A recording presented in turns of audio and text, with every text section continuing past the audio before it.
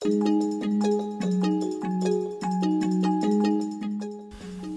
Texas school finance system has been ruled unconstitutional again.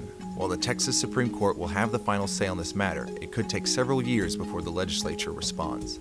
Students and schools cannot wait that long for a solution. Adequate funding is needed today.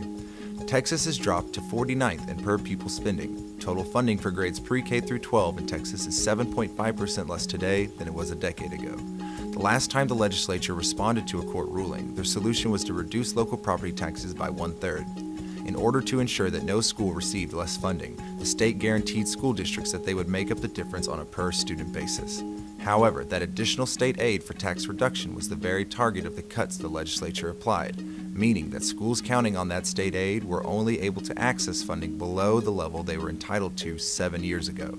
During this current session, the legislature has a surplus of funds, and schools hope to see the funding cuts restored. On top of funding needed to cover state enrollment growth, the legislature is contemplating funding restorations for schools that range from $1.5 to $3 billion, which is still short of the $5.4 billion that were cut last session.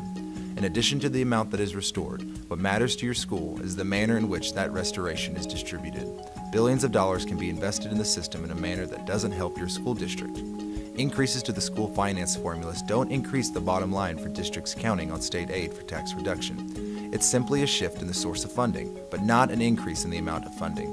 Therefore, some districts have funding restored, while others do not. During the last legislative session, all districts were subject to the cuts that were made. So shouldn't all districts be subject to at least a minimum gain from the restoration of funds? The court has declared that the system is inadequately funded for all school districts, and investment is needed from the state to ensure that all schools have access to the resources they need to provide the high-quality education that all Texas students deserve.